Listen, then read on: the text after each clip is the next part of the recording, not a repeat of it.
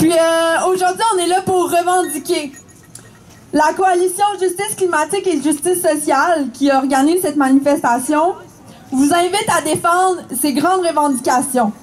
L'accélération de la lutte et de l'adaptation aux crises climatiques et de la biodiversité, notamment par la sortie urgente des énergies fossiles, parce qu'on le sait, c'est la cause principale du réchauffement climatique.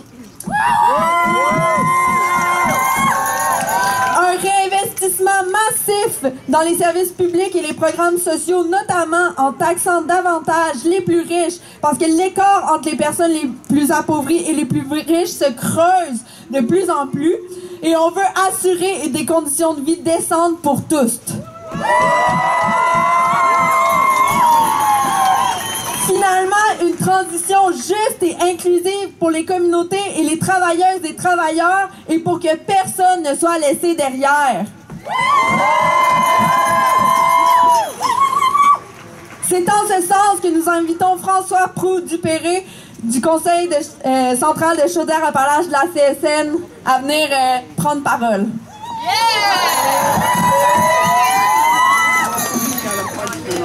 Bon, approchez-vous un peu, là. Approchez-vous un peu, qu'on se donne un peu de chaleur, là. Vous êtes trop loin du Parlement, ils ne sentiront pas notre présence, les tabarnak. Approchez-vous un peu. On se rassemble ici, devant le Parlement, puis c'est pas pour rien. C'est parce qu'on a assez des gouvernements qui se mettent la tête dans le sable en jouant à l'autruche, en faisant semblant que tout va bien. On en a assez qui mettent la merde dans le fan puis qu'elle nous revienne en pleine face au quotidien. Les travailleuses puis les travailleurs, la classe ouvrière, on fait nos efforts. On change nos habitudes au quotidien, on composte, on recycle, on prend le transport en commun, on fait notre bout. C'est pas nous autres le problème. Le problème, c'est le 99%.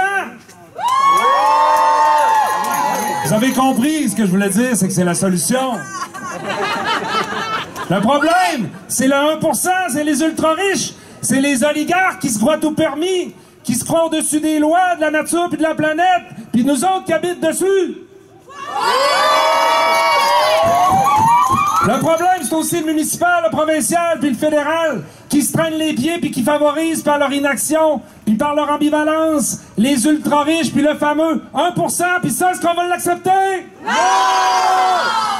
On va se le dire, le virage à droite là, des dernières décennies en Occident, il est fort, puis les gouvernements, ils étaient trop souvent climato-sceptiques. Ils n'étaient pas sûrs que ça allait être payant rendu aux élections, l'environnement. Mais là, c'est pire. C'est vraiment pire. On vire à l'extrême droite, puis les gouvernements deviennent climato-dénialistes. Ils sont dans le déni! En plus, là, il sort de nulle part toutes sortes d'opportunistes qui profitent de la menace existentielle posée à l'économie canadienne par l'administration Trump pour relancer des projets de l'éoduc Est-Ouest qui étaient morts et enterrés. Puis ça aussi, on l'acceptera pas. La réaction là, de Charette puis de Legault est tout à fait lamentable. C'est dégueulasse. L'un promet de reculer en matière de transition, puis l'autre est prêt à se mettre à genoux devant l'industrie fossile. Ça non plus, on l'acceptera pas. On va accepter aucun crise de recul dans la lutte pour la transition juste.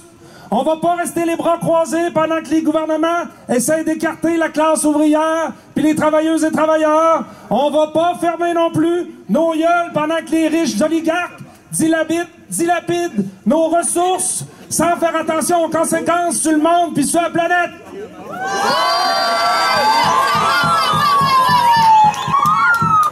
Vous savez ce qu'a fait la classe dirigeante puis le 1% pendant que nous autres, on milite puis on est dans la rue? Le gouvernement de la CAQ puis le 1% recule sur ses propres engagements dans tous les secteurs. Coupe en éducation, hyper-centralisation avec Agence Santé Québec puis des coupures d'1,5 milliard sur le dos du monde. Bouh! Il relance l'austérité, calvaire, on l'acceptera pas! Encore pire, il s'attaque à la classe ouvrière avec le PL 89 qui veut restreindre notre droit de grève pour supposément protéger le bien-être de la population. On vous l'a dit souvent, ça. C'est de la bullshit! Avec le PL 89, le ministre Boulay, qui est carrément un véritable boulet pour la société québécoise, pour les travailleuses et travailleurs, ce qu'il veut faire, c'est mettre fin à des grèves unilatéralement, puis arbitrairement. Ça, on va pas l'accepter, ni la population, ni la classe ouvrière. La lutte pour la justice climatique, c'est la lutte des classes version 2025. Puis nous autres, la classe ouvrière, les travailleuses-travailleurs, les militants, les militantes, les groupes de femmes, les écolos, les étudiantes puis les étudiants, la population, on se laissera pas faire. On baissera pas la garde. On va battre le cynisme puis le déni des gouvernements. Puis vous savez quoi? On va gagner! Solidarité! La crise climatique, c'est un enjeu sociétal qui touche toutes les facettes de la vie humaine. Ça nous concerne tous et toutes.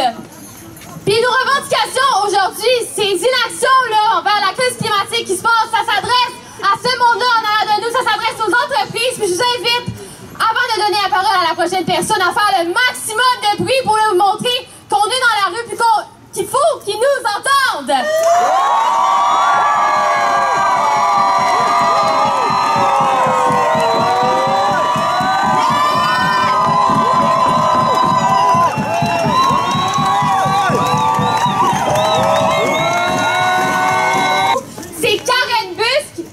De la Terre de Québec qui va nous parler des enjeux environnementaux.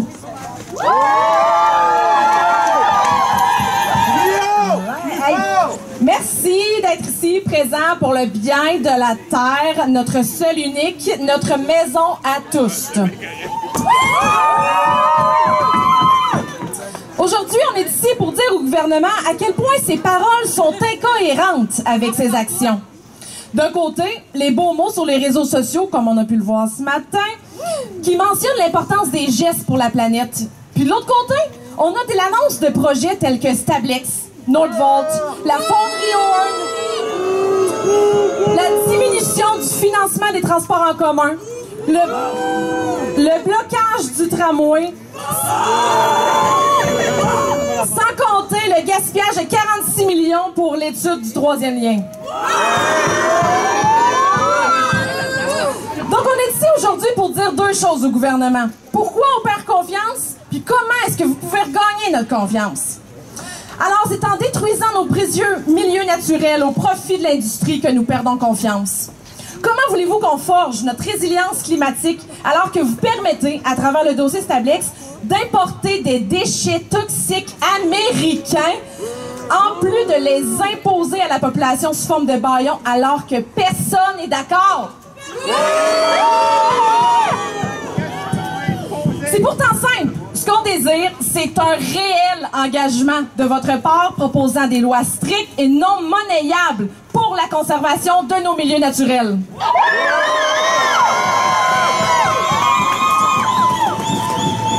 C'est en investissant 710 millions de dollars dans le projet Nordvolt que nous perdons confiance. Comment pouvez-vous nous faire croire que ces fonds soient un investissement raisonné alors que l'acceptabilité sociale et l'évaluation environnementale n'y ont eu aucune place? Pourquoi ne pas respecter qu'ici au Québec, on joue démocratiquement nos cartes pour assurer la protection de notre environnement, de notre biodiversité et de nos communautés?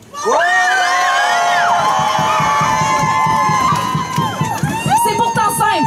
Ce qu'on veut pour tous les projets d'envergure, c'est l'acceptabilité sociale et un BAP.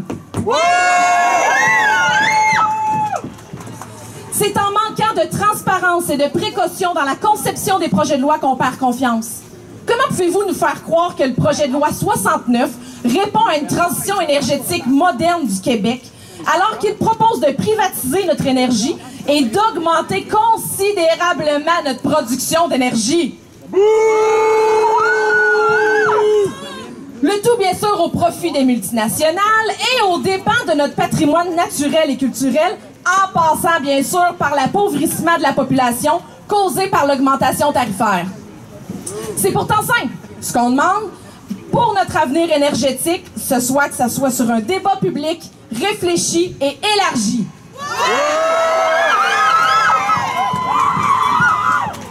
C'est l'inaction face à notre système agroalimentaire déficient qui nous fait également perdre confiance. Comment est-ce possible d'envisager une souveraineté alimentaire si nos agriculteurs et agricultrices sont encore victimes des exigences démesurées de l'agrobusiness et que nos terres agricoles sont délaissées aux mains des spéculateurs? Comment pouvons-nous viser une agriculture viable alors que le gouvernement est lui-même esclave des volontés des grands lobbies agricoles? C'est encore une fois si simple. Il faut que nos terres deviennent prioritaires pour assurer la sécurité alimentaire grâce à un plan de développement des zones agricoles réfléchi et intégré dans nos communautés.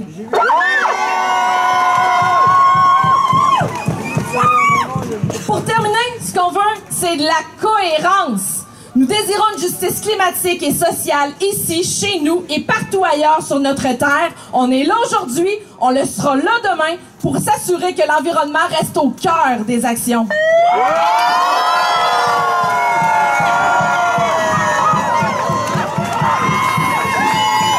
Merci, Karen! Parce que la crise climatique, c'est une crise globale, mais qui se joue aussi au niveau local, la Coalition régionale Justice climatique et sociale s'est dotée de revendications régionales. Un réinvestissement massif afin d'accélérer le développement d'un réseau de transport en commun public, efficace, accessible et abordable, qui répond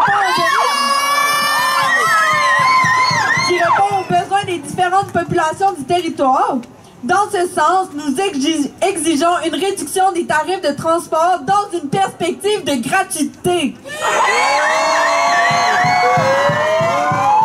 J'aimerais d'ailleurs mentionner que la Ville de Québec n'a pas rendu son bus gratuit aujourd'hui, mais que la Ville de Lévis le fait.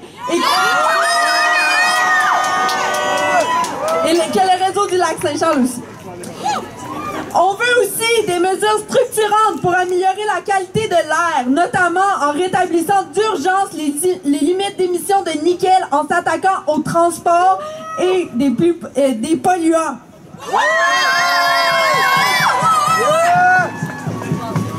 Maintenant, pour parler d'une perspective étudiante, j'inviterai Marie Maltais du réseau d'éducation aux enjeux environnementaux à monter et à venir nous parler.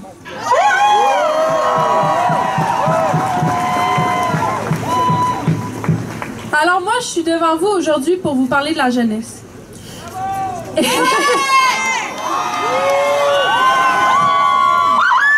Et au nom de cette jeunesse-là, je lance un appel. Un appel à l'aide, un appel à l'urgence, un appel à l'action. J'en appelle à vos voix. Unissons-les, faisons-les entendre, hurlons notre colère qui gronde, hurlons notre colère car c'est d'elle dont nous avons besoin aujourd'hui.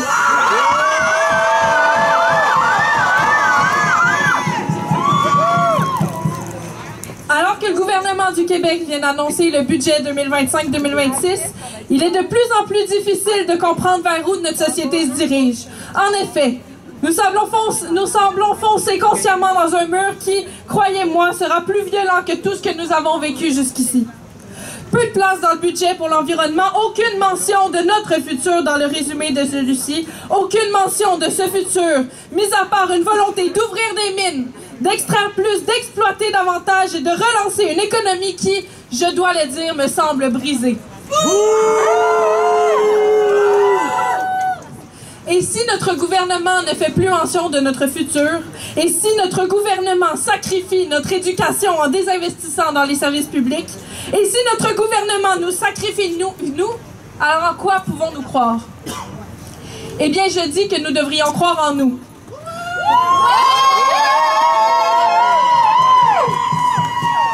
Croyons en notre force d'agir.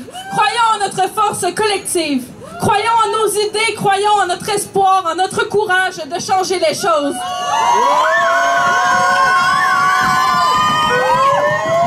Croyons en nos paroles et en nos gestes, en nos actions. Croyons en nous.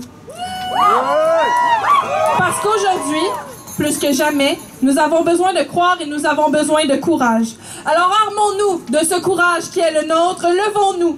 Levons-nous chaque jour en demandant mieux, en exigeant mieux. Levons-nous pour un monde meilleur. Levons-nous pour un futur, pour notre futur. Levons-nous pour notre société, pour le monde de demain.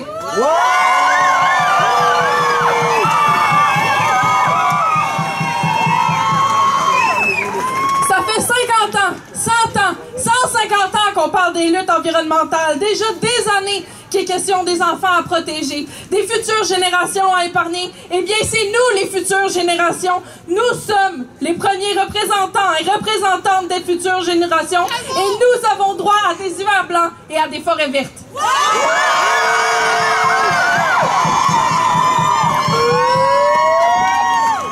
Parce que ces crises-là, on les a pas créées. Mais on va devoir vivre avec, et nos enfants vont devoir vivre avec, et nos petits-enfants vont devoir vivre avec. Alors dès maintenant, arrêtons tout cela. Exigeons un air sain et respirable. Exigeons un futur dans un monde viable. Exigeons des actions concrètes et immédiates de la part de tous les paliers de gouvernement. Ne laissons pas la possibilité à nos enfants de dire que nous les avons abandonnés eux aussi.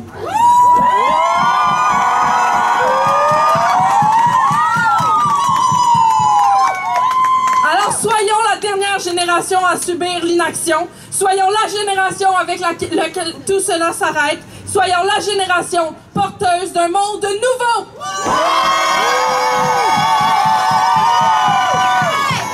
Merci Marie, incroyable! Faites encore un peu de bruit pour le futur, un futur viable!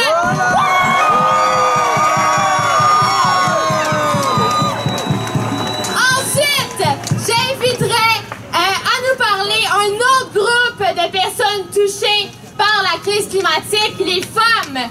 J'inviterai Claire Murati pour le regroupement des groupes de femmes de la région de la capitale nationale à nous parler comment elles seront touchées.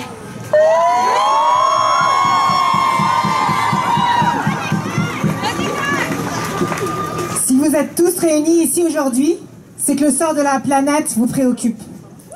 Une préoccupation qui habite certaines personnes plus que d'autres, mais pas assez les pensées de notre Premier ministre, semble-t-il. Mais nous, on la porte, cette responsabilité. Cette charge mentale qui nous pousse à agir au quotidien et dénoncer ici, aujourd'hui, l'inaction d'une élite politique et capitaliste qui ne la vit pas, cette charge mentale. Qui ne la vit pas, l'éco-anxiété des jeunes, l'inquiétude des mères, la charge mentale verte. Cette charge mentale verte est fortement liée à la subsistance et à la gestion du foyer. Manger sainement sans se ruiner, limiter ses déchets, limiter les contaminants et produits toxiques, acheter en vrac, préparer des repas bio, faire soi-même les produits ménagers, magasiner dans les friperies, etc., etc. Vous me voyez venir? Cette charge, elle est principalement portée par les femmes.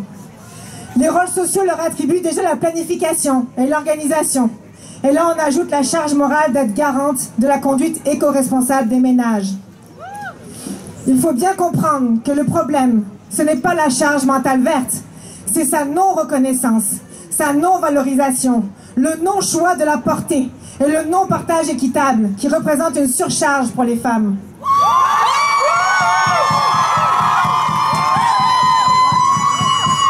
Il faut en finir avec des solutions qu'il faut porter le fardeau aux femmes de transformer leur comportement et leurs habitudes ou qui impliquent le travail d'autres femmes dans des positions vulnérabilisées. Notre avenir est collectif, donc cette charge doit l'être et ce sont nos gouvernements qui doivent agir. On en a marre de se faire présenter la destruction des écosystèmes, la pollution et les impacts sur notre santé comme des dommages collatéraux obligés.